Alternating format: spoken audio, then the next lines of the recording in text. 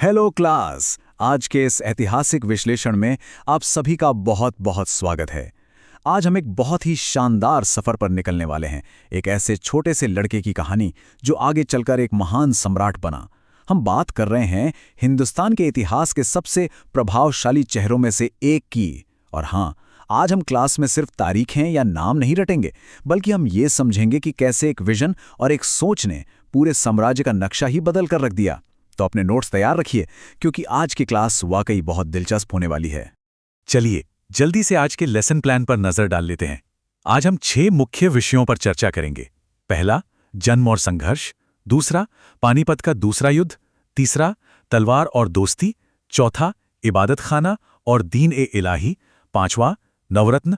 और अंत में अकबर की विरासत। तो बिना किसी देरी के चलिए सीधे अपने पहले टॉपिक पर चलते हैं। तो हमारा पहला विषय है जन्म और संघर्ष। साल था 1542 और जगह थी अमरकोट का किला। जरा सोचिए उस माहौल के बारे में। अकबर के पिता सम्राट हुमायूं अपना सब कुछ हार चुके हैं। वो दर दर की ठोकरें खा रहे हैं, एक शरणार्थी का जीवन जी रहे हैं। और इसी भयंकर निराशा के बीच जन्म होता है एक बच्चे का। उस वक्त हुमायूं के पास जश्न मनाने या बांटने के लिए कोई खजाना नहीं था। उनके पास सिर्फ एक कस्तूरी थी। उसे तोड़ते हुए उन्होंने जो शब्द कहे थे ना, वो इतिहास में हमेशा के लिए अमर हो गए।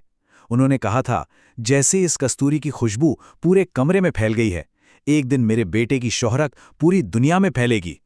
उस पिता का कॉन्फिडेंस देखिए, जिसके पास खुद का कोई राज्य नहीं है, लेकिन वो अपने बेटे के लिए दुनिया जीतने की भविष्यवाणी कर रहा है। अब आप लोग सोच रहे होंगे कि राजा का बेटा है तो बचपन महलों के ऐशो आराम में बीता होगा। बिल्कुल नहीं। उनकी शुरुआती शिक्षा किसी शांत पुस्तकालय या मदरसे में नहीं हुई। उनका असली स्कूल था युद्ध का मैदान। सर्वाइवल की जद्दोजहद ने उन्हें अंदर से फौलाद बना दिया। उन्हें किताबी ज्ञान में कोई खास मजा नहीं आता था। उनका असली शौक तलवारबाजी और शिकार करना था। और सच कहूं तो आगे चलकर उन्हें सबसे ज्यादा जरूरत भी इन्हीं स्किल्स की पड़ने वाली थी। और यहीं से आता है हमारा दूसरा अहम पड़ाव, पानीपत का दूसरा युद्ध। वक्त कितनी तेजी से बदलता है ये देखिए। 1542 में जन्म हुआ और 1556 में हुमायूं की अचानक मृत्यु हो गई। तब अकबर की उम्र कितनी थी? सिर्फ 13 साल। जी हाँ, महज 13 साल के एक किशोर को कलानौर में रातों रात बादशाह बना दिया गया। बैरम खान को उनका संरक्षक बनाया गया।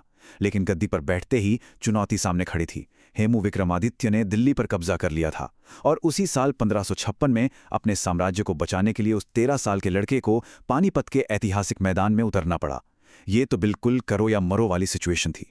पानीपत के मैदान में लड़ाई बहुत ही भयंकर थी। एक वक्त तो ऐसा लगा कि मुगल सेना पक्का ये युद्ध हार जाएगी और भारत का इतिहास कुछ और ही होगा।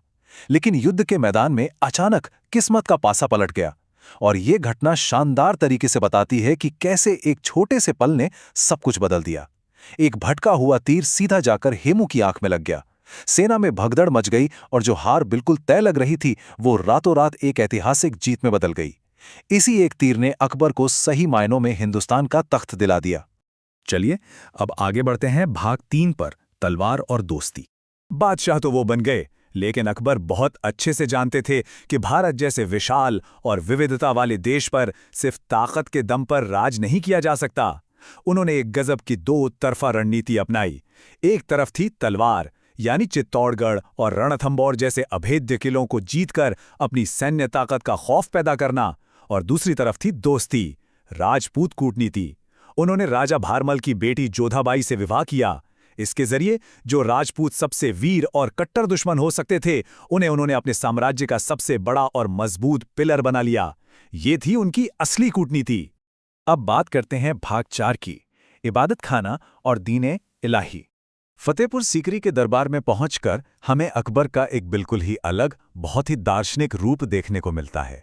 उन्हें कट्टरता से सख्त नफरत थी।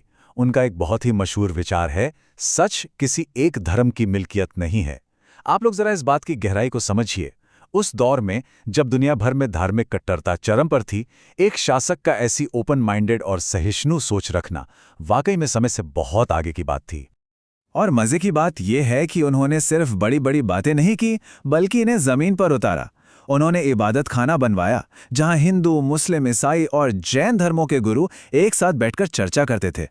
उन सभी धर्मों की सबसे बेहतरीन बातों को मिलाकर उन्होंने दीन इलाही की शुरुआत की। लेकिन सबसे बड़ा मास्टर स्ट्रोक क्या था? जजिया कर को पूरी तरह से खत्म कर देना। ये वो टैक्स था जो गैर मुस्लिमों पर लगता था। इस एक फैसले ने जनता के दिलों में उनके लिए इतनी इज्जत भर दी कि उनका साम्राज्य अंदर से चट्टान की तरह मजबूत हो गया। अब आते हैं हमारे 5वें टॉपिक पर, नवरत्न। कहते हैं ना कि एक महान लीडर वो होता है जो खुद से ज्यादा समझदार लोगों को अपने आसपास रखे। अकबर की ये कैबिनेट इतिहास की सबसे मशहूर कैबिनेट मानी जाती है। उनके दरबार के 9 रत्नों में से कुछ के नाम तो आप सबने जरूर सुने होंगे, जैसे बीरबल, जिनकी हाजिर जवाबी के किस्से आज भी हम चाव से पढ़ते हैं।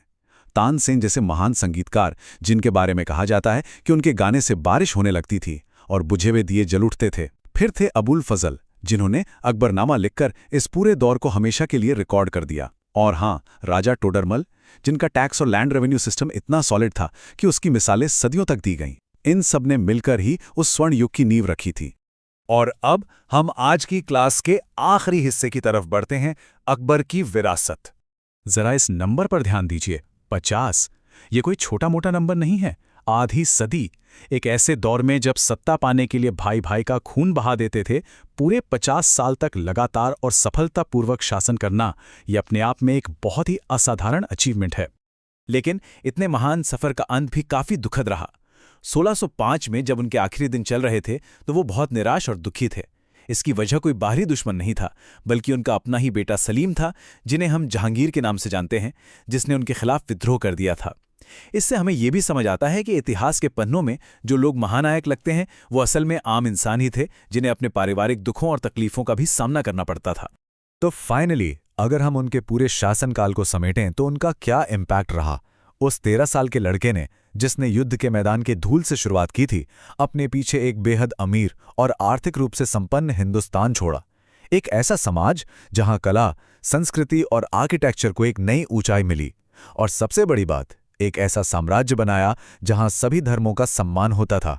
एक बेघर राजकुमार से लेकर एक दार्शनिक सम्राट बनने तक का ये सफर वाकई में बेमिसाल है। आज की क्लास खत्म करने से पहले मैं चाहता हूं कि आप लोग इस एक सवाल पर जरूर विचार करें। अकबर ने जो योग्यता को पहचानने और धार्मिक सहिष्णुता की नीतियां अपनाई थीं, क्या वो सिर्फ इतिहास की किताबों का एक चैप्टर है, या फिर हमारी आज की इस आधुनिक और कहीं ना कहीं बटी हुई दुनिया में भी वो उतनी ही प्रासंगिक और जरूरी है? सोचिएगा जरूर। आज के इस ऐतिहासिक विश्लेषण में शामिल होने के लिए आप सभी का बहुत बहुत शुक्रिया। अगले सेशन में फिर मिलेंगे एक नए विषय को गहराई से समझने के लिए।